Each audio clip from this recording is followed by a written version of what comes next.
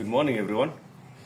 So a while ago, I bought this Lenatus sucker from a friend. This was probably somewhere last year, August, September. We're obviously now in December. Actually, I think I'm lying. It could have been before the winter. Now, 9 out of the 10 times when I cut the suckers off at the bottom, I will treat them with some anti-fungi.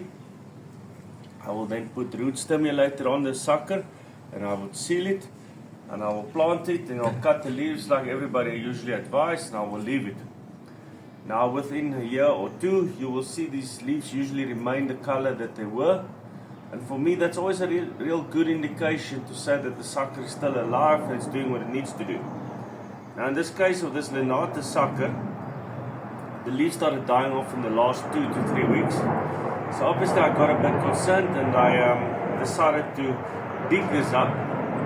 Now what's strange for me is the sucker still feels hard. It doesn't feel like there's any rot. It's soft at the top, but this top was soft even when I got the sucker. It had a lot of fluff on it, so I was kind of thinking that maybe it wanted to flush and it was taken off just in the midst of a flush.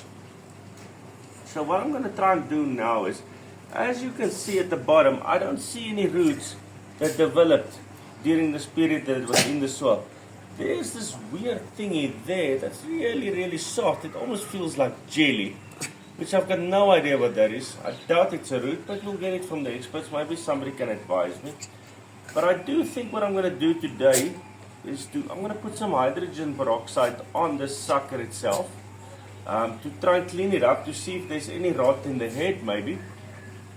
And then from there, we'll make another video of the sucker. I'm going to cut it again. I'm going to seal it again. I'm going to do whatever I can do with the sucker. And then let's see if we can still save this.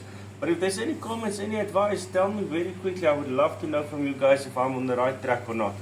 Thanks, man. We'll chat later. Ciao.